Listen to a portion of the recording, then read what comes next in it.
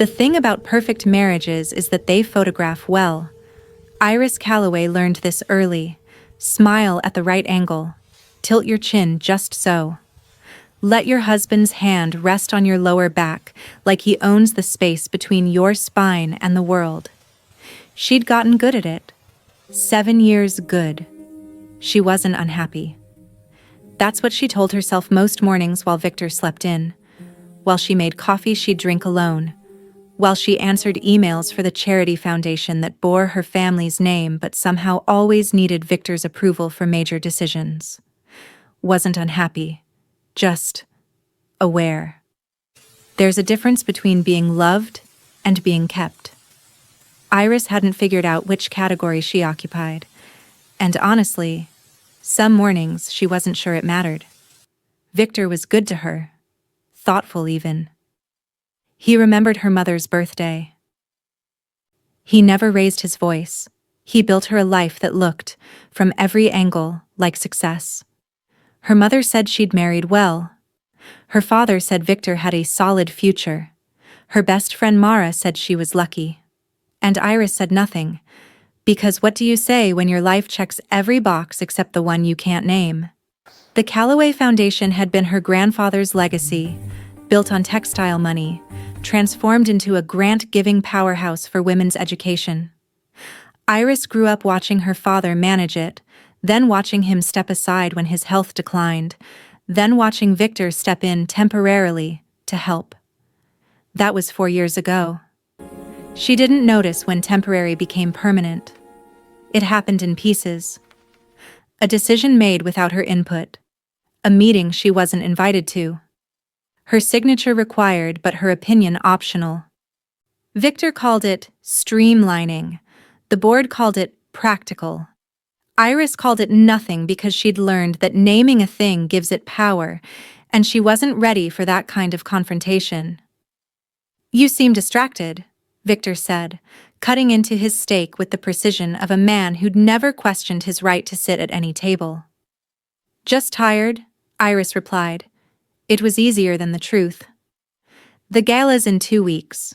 Your mother's expecting you to speak." He said it like a reminder, not a question. "I know." "And you've approved the final guest list? I thought you handled that." He smiled. The kind of smile that wasn't really about happiness. "I did. I'm just making sure you're aware." Aware. That word again. She was always aware. Aware of what she'd signed. Aware of what she'd agreed to. Aware that somewhere in the last 7 years, she'd become a passenger in her own life. It was past midnight when she saw it. Just a name in the CC line of an email Victor had sent to the board. A name she didn't recognize, Camille Oren. The subject line read, Restructuring Proposal, Confidential. Iris wasn't copied on the original message. Camille Oren, external consultant, hired 3 months ago to assess operational efficiency and long-term strategic alignment. 3 months. Iris had never heard her name. She didn't sleep that night. Not because she was angry.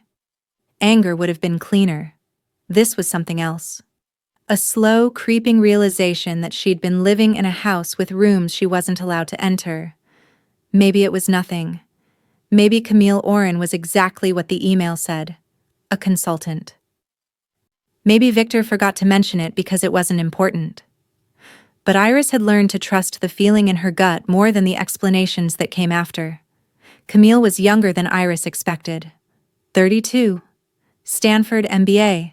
Specialization in nonprofit restructuring and asset reallocation. Asset reallocation. She told herself she was being paranoid, that marriages had secrets, that foundations had consultants, that everything was fine.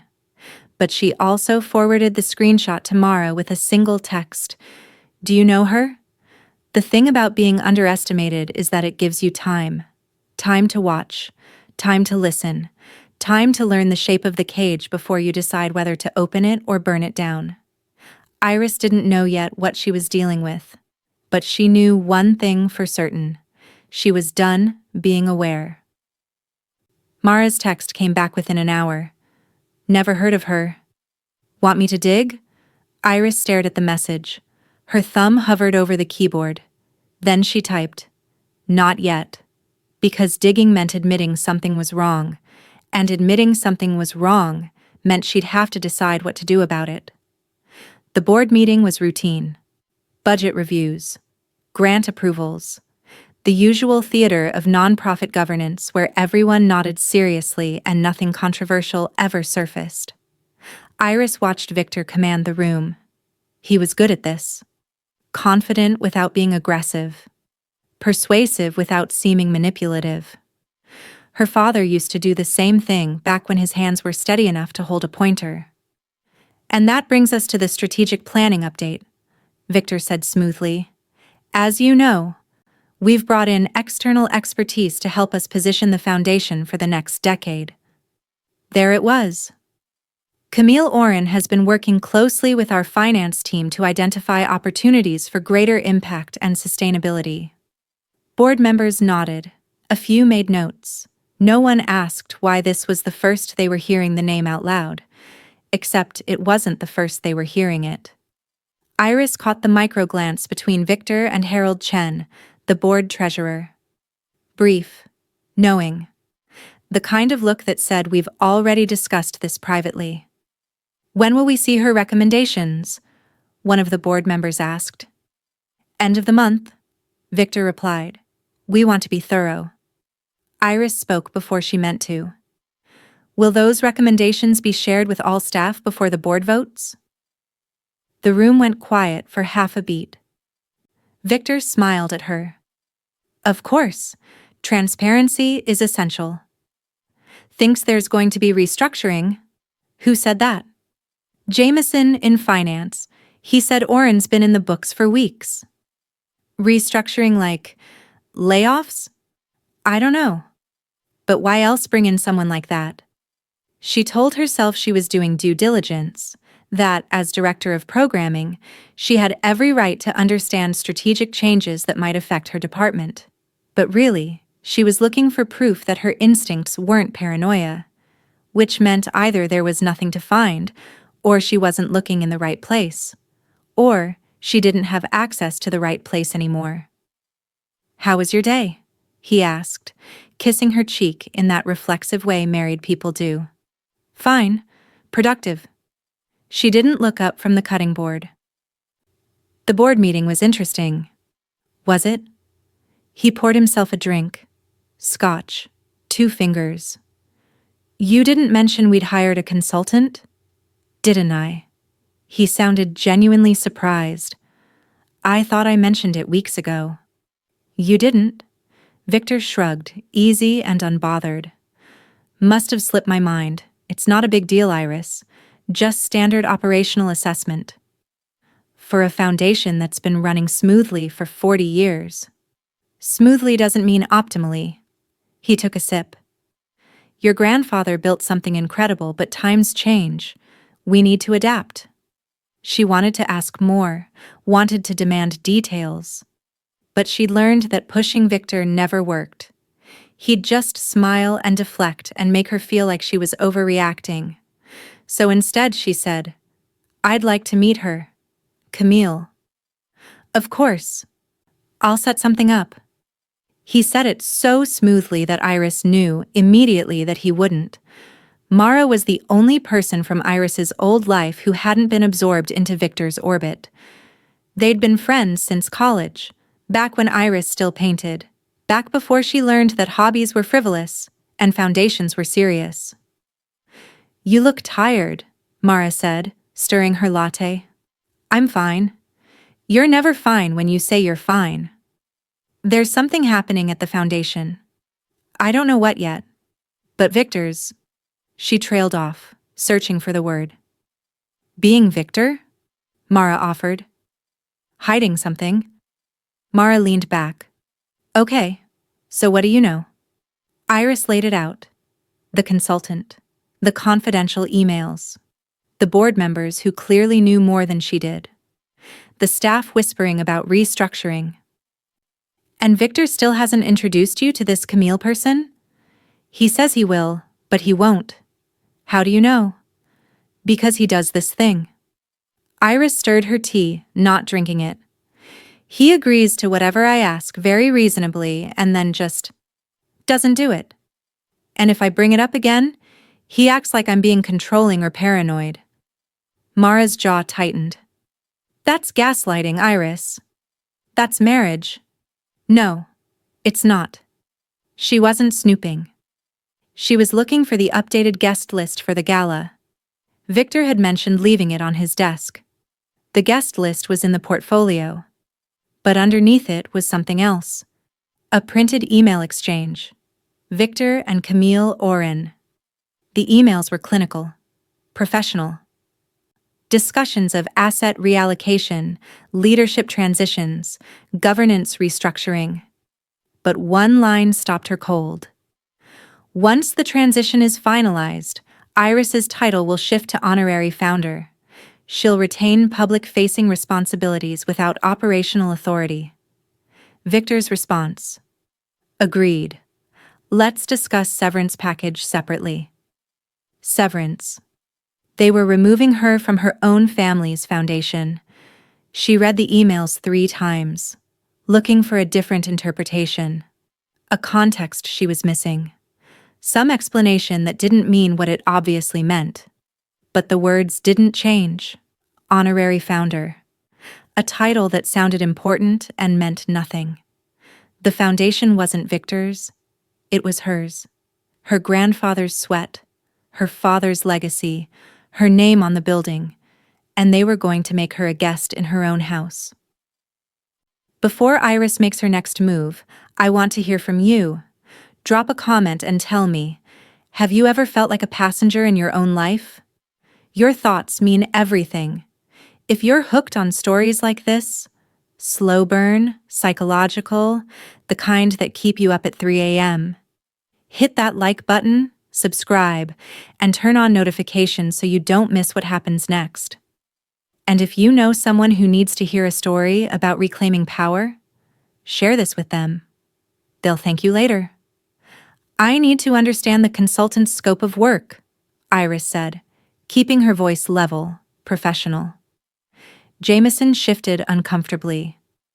Mr. Calloway said those materials were confidential until the final report. Jameson, I'm a director here. My family founded this organization. I know, Ms. Calloway, I have my instructions. What did Victor tell you exactly?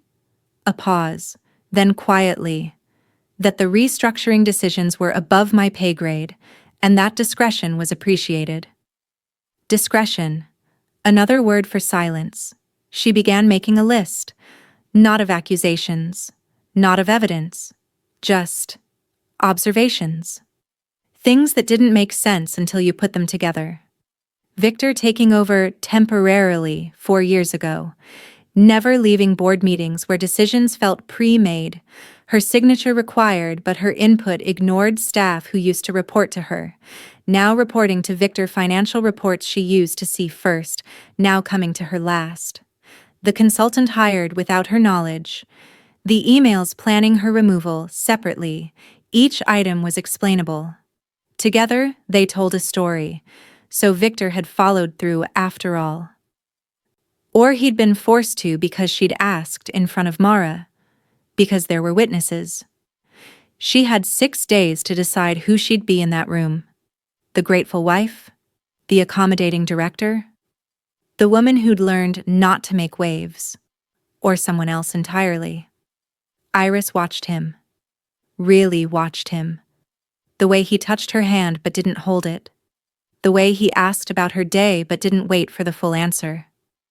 The way he made decisions and called them suggestions. You're quiet tonight, he observed. Just thinking. About? Everything. She took a sip of wine. The foundation. The gala. The future. Heavy thoughts for a Thursday? She smiled. The smile she'd perfected over 7 years. Maybe. He didn't know she'd found the emails. He didn't know she'd started making lists. He didn't know that the wife who'd learned to be agreeable was starting to remember what it felt like to be angry. I need you to find everything you can on Camille Oren. Work history, clients, patterns, anything. Mara's response came immediately. Finally. I'll call you tomorrow. She looked at herself in the mirror. Same face, same eyes.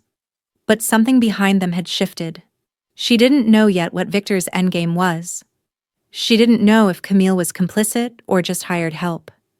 She didn't know how deep this went or who else was involved, but she knew one thing with absolute certainty. They'd made a mistake. They'd underestimated her. And that mistake was going to cost them everything. The meeting was scheduled for 10. Camille arrived at 9:58, with Victor close behind. She was smaller than Iris expected. Petite, sharp-featured, with dark hair pulled into a bun so tight it looked painful. Her handshake was firm, professional, the kind that said, "I've done this before." "Ms. Calloway, it's wonderful to finally meet you. I've heard so much about your family's legacy." "Funny," Iris said lightly. "I only just heard about you." The temperature in the room dropped half a degree. Camille recovered smoothly. "I work best under the radar. Less disruption that way." "And what exactly are you disrupting?" Camille's presentation was masterful. She never said Iris is the problem. She said operational redundancies. She never said remove her. She said streamline leadership. She never mentioned the Calloway name. She talked about legacy burdens and modernization.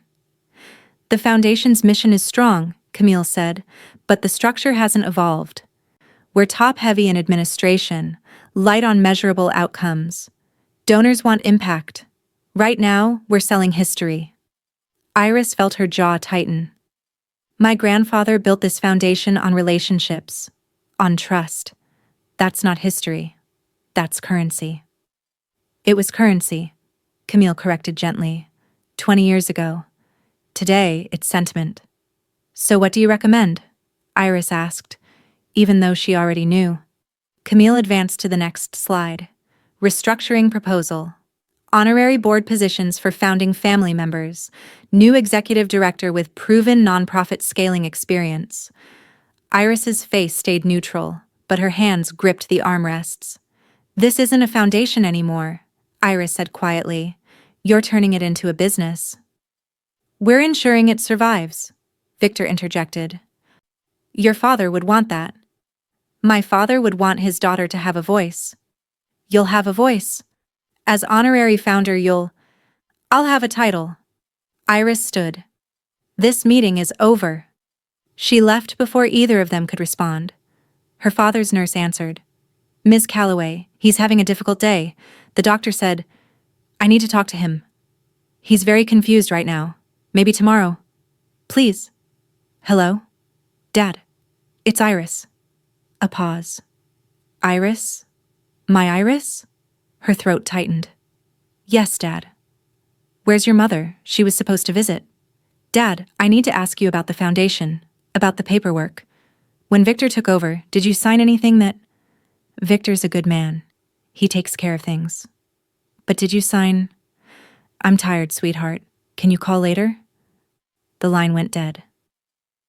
She found what she was looking for in a box labeled 2019, the paperwork from when Victor was appointed interim executive director. Her father's signature, her own signature as witness. But beneath it was another document, an addendum, dated 6 months later. In the event of cognitive decline or incapacitation, decision-making authority transfers to the spouse of the founding family member. She didn't remember this document. She would have remembered this document. "I think Victor had my father sign papers he didn't understand." Mara's voice was sharp. "Can you prove it?" "The signature looks wrong. Coerced, maybe." "I don't know." "Iris, if you're going to accuse him of something like that, you need more than a shaky signature." "I know." "Do you have a copy of your father's medical records from that time? Something showing his cognitive state?" "Of course he does." She went to IT. "There must be a mistake," she told the tech. "My card isn't working." He looked uncomfortable. Ms. Calloway, I'm just following the updated access protocols. Updated by who? Mr. Calloway, last week. He said it was for security purposes, limiting access to sensitive files. I'm a director here. I'm really sorry. I just do what I'm told. This was how it happened. Not all at once. Not with drama. Just access revoked. Meetings scheduled without her. Decisions made around her. Until one day you realize you're standing in a building with your name on it, and you're not allowed through half the doors. She could walk away.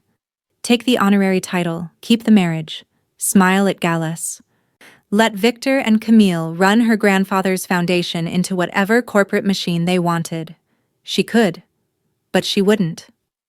2. Foundation Board of Directors. Subject: request for emergency board meeting. She wrote carefully, professionally, requesting a full audit of recent consulting contracts, questioning the restructuring proposal, invoking her rights as a founding family member. The email was out. No taking it back now. What the hell did you just do? His voice wasn't loud.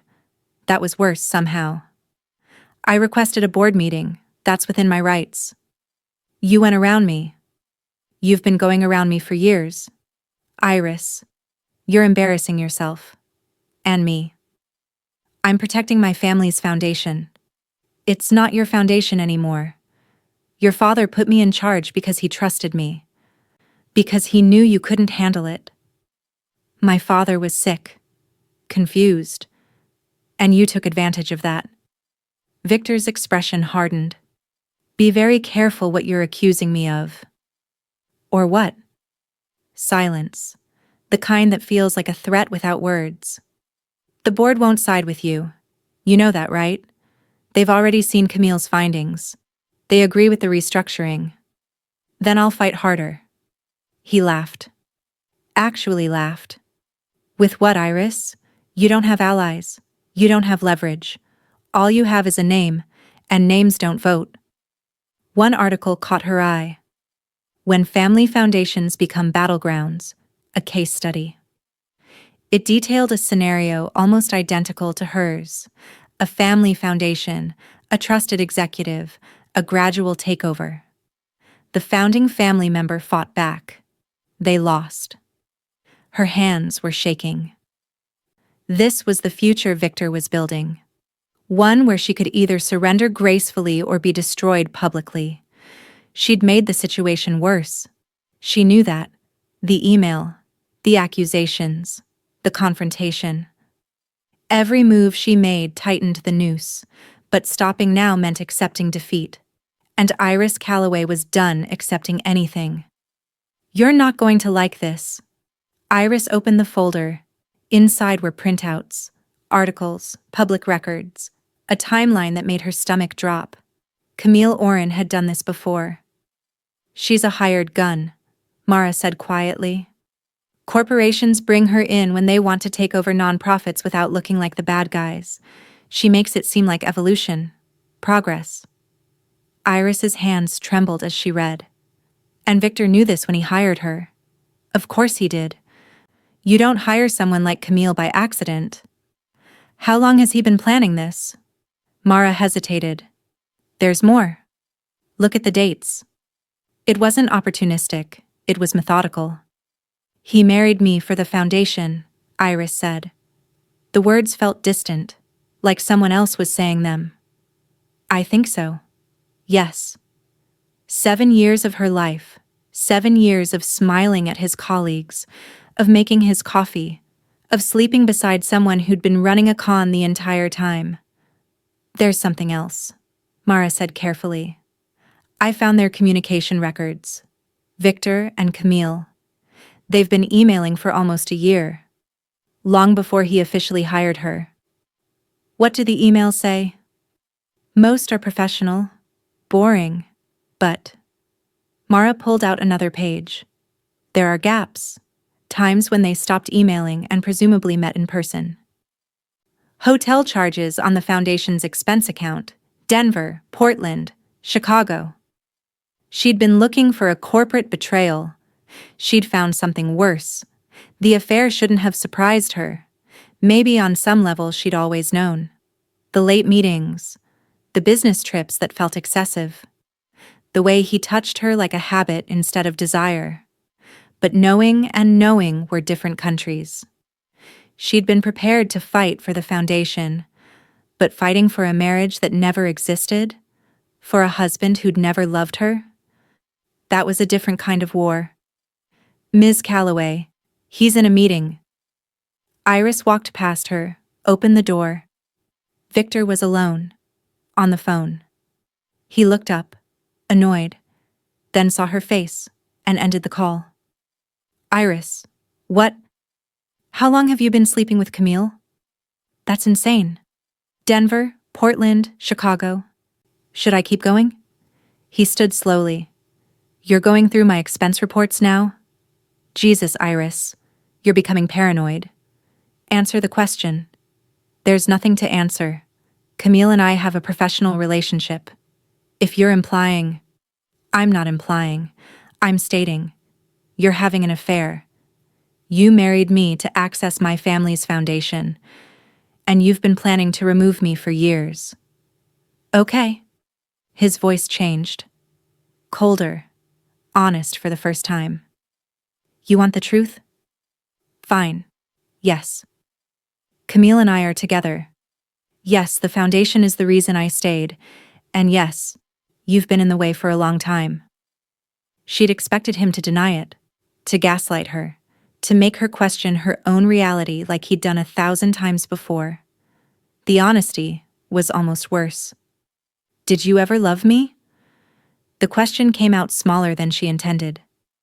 Victor sighed, like she was exhausting him. I cared about you. I still do. But love? Iris, we were never that. You needed someone to take care of things. I needed access to something bigger than myself. It was practical. Practical. Don't act wounded. You knew what this was.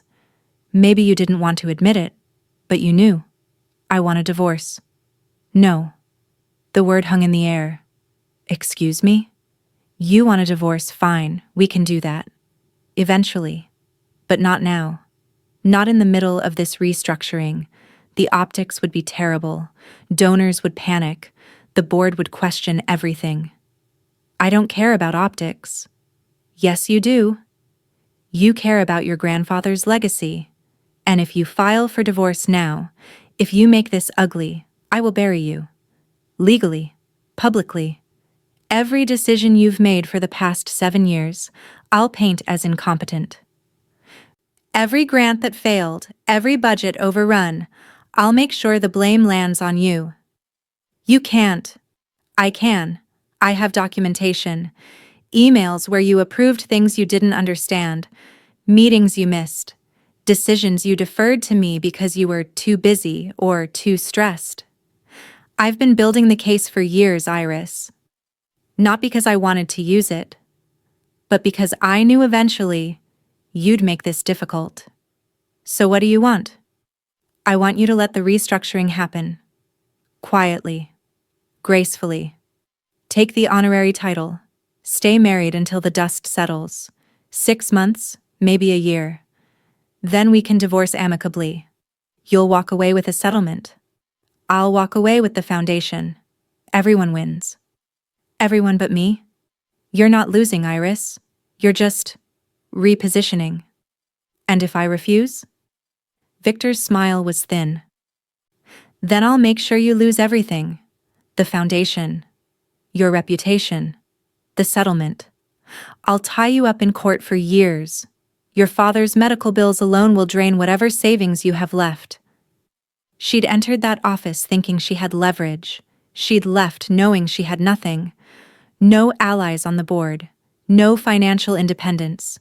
Everything was joint accounts, shared assets. No proof that would hold up in court. Just her word against a man who'd spent 7 years building a paper trail of her inadequacy. They'd already chosen sides. He's not going to let me win, Iris said. Even if I fight. Even if I find proof. He's built this too carefully. Mara sat across from her. So what are you going to do? I don't know. You could walk away. Take whatever settlement he offers. Start over somewhere else. Build something new.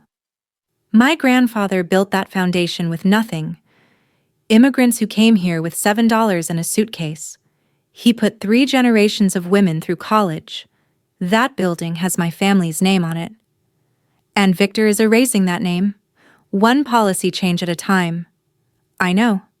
So you walk away, or you burn it down. Those are your options. She stood in the center of the living room. Everything in this apartment was expensive, curated, empty. 7 years she'd lived here, and it had never felt like home.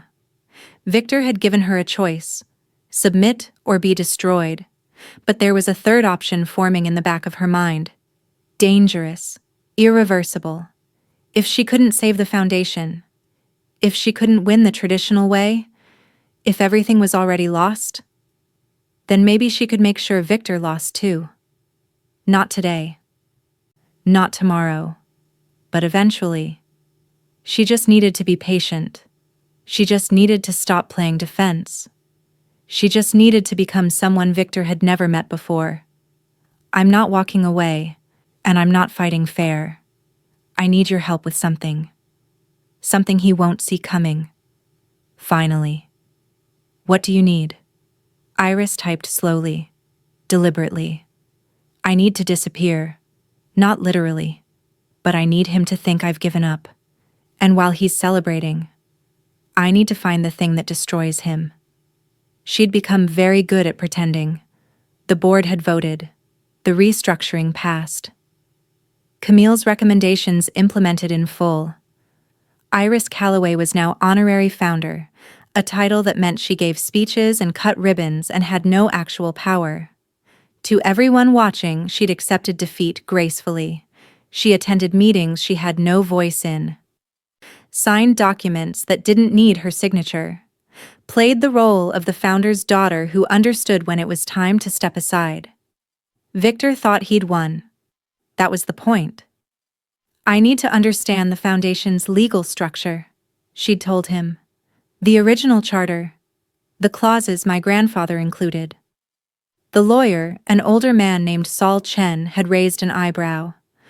Most people hire me after they've already lost. You're thinking ahead.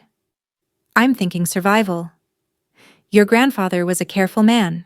He included something unusual in the original charter. A failsafe. Iris leaned forward. If the foundation ever operates in a manner inconsistent with its founding mission, as defined by the original charter, any direct descendant can trigger a full audit and review. Not just financial.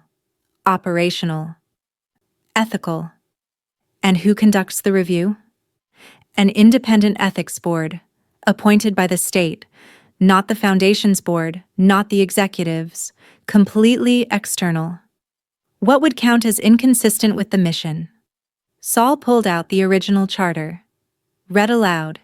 This foundation exists solely to provide educational opportunities for women from economically disadvantaged backgrounds. Any use of funds, personnel, or resources primarily benefiting the organization itself rather than its intended recipients constitutes a violation of this charter. Victor's been using foundation resources for personal expenses, travel, consultants who worked on the restructuring, not the mission. That might qualify, but you'd need proof, detailed proof. Over the past 3 months, while playing the defeated wife, Iris had been working, quietly, methodically. She'd befriended Jameson in finance, brought him coffee, asked about his daughter's college applications, reminded him of the foundation's original mission: scholarships, not executive salaries. She'd reconnected with former staff members who'd been pushed out during Victor's efficiency purges, people who remembered what the foundation used to be. She'd attended every meeting, silent and compliant, while recording everything on the phone in her purse. And she'd found something else. Something that changed everything. Monday was 3 days away. Tonight was her last chance to get the final piece. Camille, can we talk? Camille turned, surprised. In 3 months, Iris had barely spoken to her. Of course. They moved to a quieter corner, the noise of the gala a distant hum. I owe you an apology, Iris said. She'd practiced this, made it sound genuine. I was angry, resistant to change, but you were right. The foundation needed modernization. I'm curious about your other projects, the foundations you've restructured before. Were they all as successful as this one? Camille smiled, pride creeping in. Most, yes, though some were more challenging than others. The Whitmore Foundation in Denver, that was one of yours, wasn't it? A flicker, barely visible. You've done your homework? I like to learn from the best. Creative how? Legal maneuvering, demonstrating financial mismanagement. Sometimes people need to be protected from their own nostalgia. Iris's phone was recording in her clutch. Every word. And Victor? Was he easy to work with? Camille's smile turned knowing. Victor understands that sentiment doesn't pay the bills. He's practical. It's refreshing. You were perfect tonight, he said. See? This doesn't have to be painful. Iris poured him a scotch, handed it to him. I've been thinking about what you said. About the divorce. About waiting. And? You're right. The timing isn't ideal. Maybe we wait until after the fiscal year closes. Make it clean. I'm tired of fighting, Victor. You won. I can either be bitter about it or I can move forward. He touched her face, the gesture almost tender. This is the Iris I married. Reasonable. Elegant. She let him kiss her. Let him believe the war was over. This is substantial, Saul said, reviewing everything.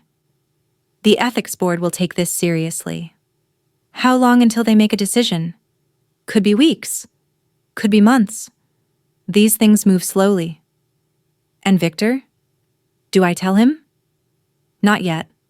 If you tip him off, he'll start covering tracks. We file the petition today. He'll be notified once the review officially begins. And then? Then he fights back. And it gets ugly. I'm ready. The notification had gone out yesterday. The ethics board was launching a full investigation into the Callaway Foundation. All operations suspended pending review. All restructuring frozen. All executives under scrutiny. Victor's lawyer had called 17 times. Iris hadn't answered. What did you do? She continued folding a sweater. Calm. What I should have done months ago. You filed a petition? Against your own foundation? Against what you turned it into? Maybe, but neither will you. I gave you a way out, Victor said. I was generous. And you threw it away for what? Spite? Justice. He laughed, harsh, bitter. Justice. You're destroying your grandfather's legacy because you couldn't handle not being in charge. No. Iris turned to face him fully. You destroyed it the day you decided a foundation built to help women was really just a stepping stone for your career. I'm just making sure everyone sees what you really are.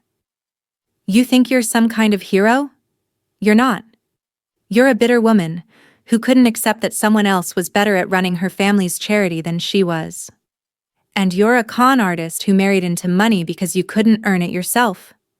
The words hung between them. True. Ugly. Final. Maybe. Or maybe I'll be known as the woman who stopped a fraud. Where will you go? Does it matter? Iris. Something in his voice changed, almost vulnerable. We could still fix this. Drop the petition. We'll restructure the restructuring. Give you more input. We don't have to be enemies. We were always enemies, Victor. I just didn't know it. She left. The door closing felt like a full stop on 7 years of her life. The ethics board had released its preliminary findings. Misuse of funds, violation of charter mission, evidence of self-dealing, recommendation for complete leadership overhaul and independent oversight. Victor had been removed as executive director pending further investigation. Camille's consulting contract terminated. The board members who'd approved the restructuring? Under review. But Iris didn't feel like she'd won. The foundation was in limbo, the staff uncertain, the donors pulling back. The mission her grandfather built now associated with scandal instead of service. What happens now? She asked. The board will rebuild. Slowly. They'll likely ask you to return, as actual executive director this time. And if I say no? Saul raised an eyebrow. Why would you say no? You fought for this. I fought to stop Victor. That's not the same as knowing how to fix what he broke. The canvas was rough, unpracticed, but her hands remembered the motion. She'd lost her marriage, nearly lost the foundation, spent every penny of her savings on lawyers, but she'd found something else. Herself. Not the version Victor wanted, not the version the board expected, not even the version her grandfather might have hoped for. Just herself. 3 months after the ethics board's final ruling, Iris stood in front of the foundation building. Not inside it, just looking. The new executive director had been appointed last week. Someone from outside. No connection to the Calloway family, no connection to Victor. Clean slate. Iris had been invited to the announcement. She didn't go. The settlement had been smaller than Victor threatened, larger than she expected. He'd wanted it done quietly, no trial, no publicity, just signatures and silence. You could have pushed for more, her lawyer had said. I don't want more from him. What she wanted, she couldn't get from a settlement.